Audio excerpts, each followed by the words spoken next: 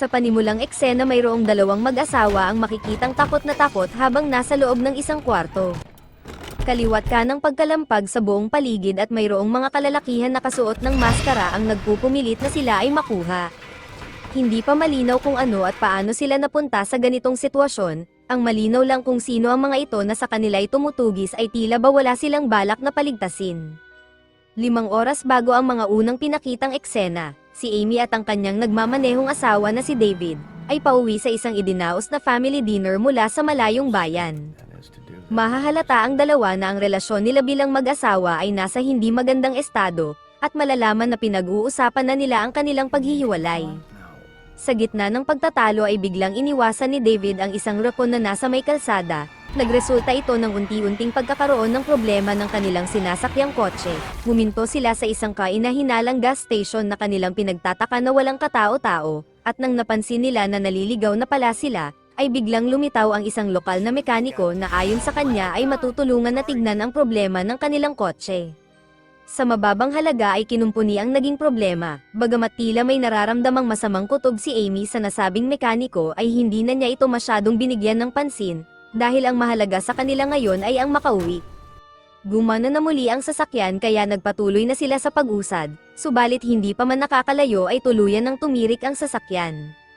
Minalas pa na walang mahanap na signal kung nasaan man sila ngayon. Dahil rito ay muli silang bumalik sa gas station upang hanapin ang kaninang mekaniko. Pero wala silang nakita, kaya kaagad na tinungo ang isang katabing motel para ipagtanong kung nasaan na ito.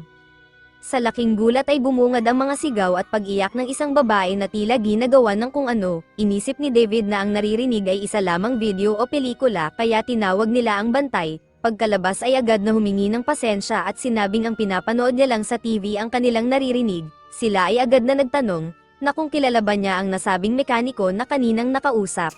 Pero ang sabi ng manager ng motel ay baka ito ay umuwi na at sa kinabukasan pa ang balik. Nagkakaroon na ng masamang kutob si Amy mula sa kakaibang pagsulyap at pagtitig sa kanya ng manager. Pero dahil gusto ng magpahinga ni David ay hinayaan na lang ang kakaibang kutob at kumuha na rin sila ng isang kwarto na mapaglilipasan ng gabi habang naghihintay ng gagawa sa kanilang kotse. Pagkaalis ng mag-asawa, ay muli na lang maririnig ang mga pagsigaw sa loob ng lobby, walang kaalam-alam sa sitwasyong naghihintay sa kanila. Hindi pa man nagtatagal nang makapasok sa nirentahang kwarto, sumalubong ang maalikabok, nagkalat na mga ipis, at maduming putik na lumalabas sa gripo. Sa kabila ng lahat, wala silang ibang naisip kung hindi tiyagain na lang magpalipas ng gabi rito, ngunit hindi pa man nagtatagal ay nagsimulang mangyari ang mga kakaibang bagay. Pagkalampag ng pinto na walang tao sa kabila, at biglang pagtawag sa telepono na walang sino man ang nagsasalita. Nagpatuloy ang malalakas na pagkalampag na nag-udyok kay David na tanungin ang kabilang kwarto kung sila ba ang gumagawa ng ingay. Dahil walang sumasagot ay agad na tinungo ang manager para ireklamo ang nangyayari, pero sinabi na baka ito lamang ay mga kabataan na gumagawa ng gulo. Nangako ito na siya na ang baalang tumingin sa paligid at ipagpatuloy na nila ang pagpapahinga. Bumalik sa kanilang kwarto at ipinaalam kay Amy ang sinabi ng manager na mga kabataan lamang na nanggugulo ang gumagawa ng ingay. Subalit nang sa puntong naisipan ni David na panoorin ang DVD sa kwarto ay nagtaka sila sa palabas na nangyayari. Ang inaakalang normal na pelikula lamang sa ikinasang DVD, ay tila isang makatotohanang pangyayari. Unti-unti ay napansin nila na ang kwarto kung saan nagaganap ang ginagawa sa mga karakter sa video ay tila baka pareho ng kwarto kung saan nila ngayon ito pinapanood. Sa pag-usad ng pinapanood nilang ito ay siyang palakas ng palakas na kilabot na kanilang nararamdaman. Dito na nagpasimulang mag-check si David ng buong paligid, at nadiskubre na may nakakabit na mga hidden camera. Kahulugan na sila ay pinapanood mula sa loob, bago pa man nila maisip na umalis ay nagsimulang magpatay bukas ang ilaw, kasabay ng mas malalakas na kalampag. Kapareho ito ng mga nangyayari sa video recording na kung tama ngayon ang kanilang hinala, ay ganito rin ang sasapitin nila tulad ng mga naunang biktima. Nang matapos ang mga pagkalampag ay mabilisan nilang tinangka na lumabas, subalit mabilis silang sinalubong ng mga nakamaskarang individual, wala silang ibang napagpilian kung hindi muling bumalik papunta sa kwarto. Minalas pa nahulog ang cellphone ni Amy na ngayon ay nagpalala ng sitwasyon dahil hindi sila makakahingi ng tulong sa mga otoridad. Nakalak ang pintuan, ngunit nang malapit na silang masundan ay bumukas ito na tila babukod sa may itim na balak gawin, ay nais muna rin silang paglaruan ng mga ito. Pilit na binubuksan ang pinto na mahigpit na hinaharangan ni David, nawala lang ang puwersang tumutulak nang nagsinungaling siya na mayroon siyang baril at ito ay kanyang gagamitin kapag hindi sila huminto. Ito ang nagbigay ng oras sa kanila para makaisip ng sunod na plano. Nakita ang isang payphone sa may bandang kanang pasilyo ng lugar. Sinabi ni David na iyon ang gagamitin nila sa paghingi ng tulong, kaya kailangan niyang gumawa ng ingay para malito ang mga salarin na gumugulo sa kanila.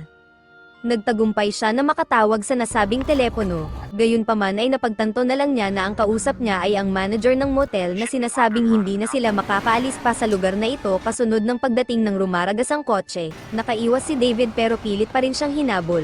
Talagang walang balak na siya ay paligtasin na kung mamalasin ay ito ang tatapos agad sa kanya. Nagawa niyang maiwasan ang pagtangkang pagbundol. Agad siyang kumuha ng piraso ng mga binasag na salamin para magamit na panlaban kung sakaling sila ay pasukin na talaga. Lingid sa kanilang kaalaman, ay pinapanood sila ng manager sa isa pang hidden camera sa loob na magpapatunay na ito ang may mastermind ng lahat ng nangyayari. Lumalabas na ang motel sa gitna ng liblib at madilim na lugar ay ginagamit para gawan ng kung anong kahayupan ang sinumang mga kawawang mamalasin na mag-check-in.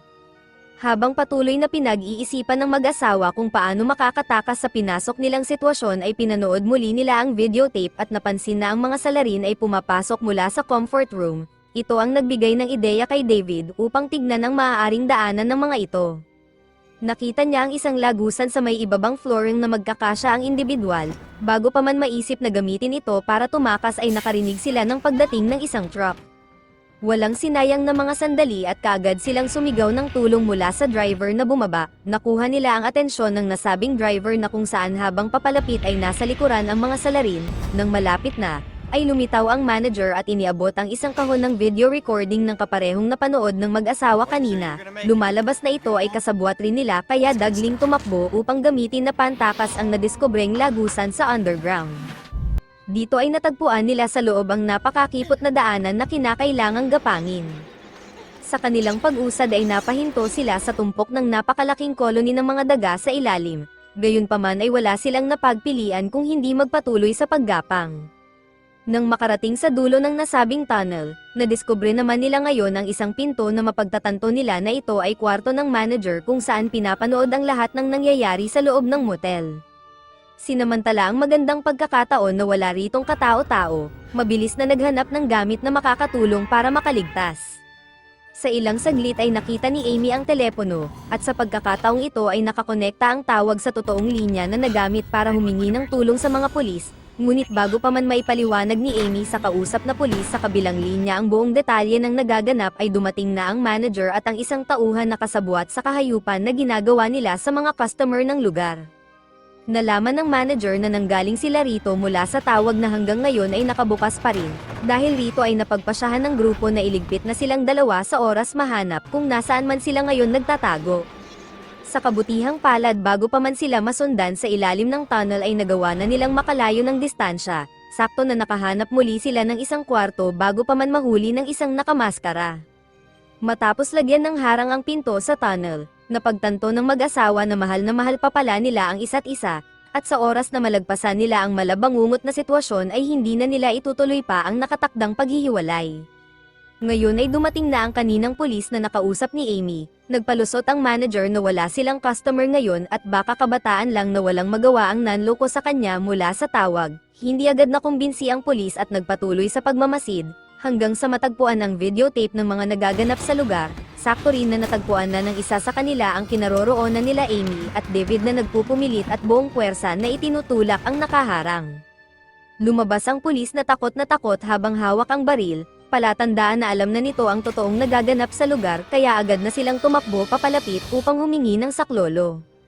Aalis na sana sila subalit ayaw gumana ng kotse ng pulis, at nang mabilisang tinignan ng makina ay nakaabang na ang isa sa mga salarin na mabilisan siyang iniligpit, dahil maging ang sasakyan ay sinira na ng mga ito nagmadali agad silang tumakbo muli papasok sa loob. Sinabi ng manager na kahit anong gawin nila ay wala na ring patutunguhan pa at tiyak mahuhuli rin sila ng mga kasama niya. Pagkabalik ay muling sinigurado na hindi sila magagawang mapasok ng mga ito na walang tigil silang tinutugis.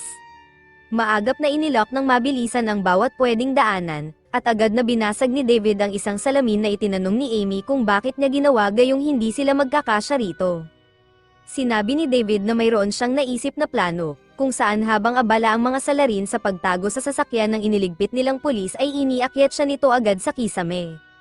Nagbili na dito lamang siya magtago habang siya naman ay gagawa ng paraan para makuha ang isang baril na nakita niya sa may lobby kanina. Pero nang gagawin na sana ni David ang naisip na plano, bumulaga agad ang isa sa mga nakamaskara at mabilisan siyang inundayan ng atake na agad na nagpabagsak sa kanya. Walang magawa si Amy kung hindi pigilan ang sarili na makalikha ng anumang ingay habang nag-aagaw buhay ang asawa sa may ibaba, pilit pang gumapang si David palabas gamit ang mga natitira niyang lakas. Dito ay bumungad ang baliw na manager at tuwang-tuwa na kinuha na ng video ang nangyayari. Gustuhin mang bumaba at tulungan ng asawa ay alam niya na wala ring mangyayari, nanatili siya sa taas habang patuloy na hinahanap ng mga ito kung saan ba siya nagtatago. Sa tulong ng ginawang pagbasag ni David kanina sa salamin at pag-iwan ng bahagi ng tela ng suot na damit ay inakala na nakatakas na siya. Lumipas ang buong magdamag at nagising si Amy na tila ba wala ng tao sa may labas, kaya naisipan niyang bumaba upang alamin ang kalagayan ni David. Lingid sa kaalaman niya ay naghihintay lang pala sa sulok ang isa sa mga salarin na tila alam na babalikan niya ang kanyang asawa. Agad siyang napatakbo sa kotse ng manager. Nagawa agad na mapaandar subalit makikita na lang na nakasunod na ang isa sa mga nakamaskara. Habang mahigpit na dakma ay pinagpilitang minaneho ni Amy ang kotse, hindi pumayag na basta-basta na lamang siya makukuha nito. Mabilis na nagpaikot-ikot sa buong paligid ng lugar hanggang sa maaktuhan ang isa sa mga kasamang nakamaskara na naisipan niyang iligpit sa pamamagitan ng sasakyang minamaneho. Dito na lang malalaman ni Amy na ang isa sa mga kasabwat ay ang mekaniko kagabi, magkukumpirma na ganito ang modus nila sa mga minamalas na naliligaw sa kanilang lugar. Nang makita na napasugod ang manager sa mga kasabwat nito ay dagling tinungo ni Amy ang opisina para tumawag sana ng tulong pero mapagtatanto na lang niya na pinutol na ang linya. Makukuha na sana ang baril na tinutukoy na balak kuhanin ni David kagabi, subalit lumitaw na ang manager at agaran siyang dinamba pakaladkad kung saan walang tigil na inatake ng inatake. Ngayon hindi na makapagpigil pa ang baliw na manager sa balak nitong gawin sa kanya, hindi naman pumayag si Amy na magtagumpay ito sa pinaplanong masama at pilit pa rin na lumaban, ginawa ang lahat ng makakaya. Nagpambuno silang dalawa kung saan muli na naman siyang naibalibag nito ng walang tigil. At tila ba sa pagkakataon na ito ay magtatagumpay ang demonyo sa gagawin sa kanya habang nakahanda na ang pang-record. Kampante ito na wala ng kakayahan pang pumalag si Amy na naging magandang pagkakataon para makagawa ng isang sipa na magbibigay ng sandali kay Amy na mapulot ang baril. Hindi na pinalagpas pa ang lahat at agaran siyang pinaputukan, ngayon na bumulagta na ito, naisip na niyang balikan ang asawa upang alamin ang kalagayan. Mabuti na lamang ay hindi pa huli ang lahat at nawalan lang si David ng malay, ngayon ay tila ba nakahinga na sila ng maayos dahil sa kabila ng lahat ng kanilang pinagdaanan sa buong lumipas na magdamag ay makakauwi na muli sila ng ligtas dala-dala ang nabuo muling pagtitiwala sa isa't isa. Special shoutout kay Maria Del Daragosa from Island Garden City of Samal, kay Rose Blossom, kay Susan Gozem, kay Gerald Discovery, kay Mario Victoria from South Korea, at kay Bogard Kaingin. Maraming salamat po sa inyong panunood.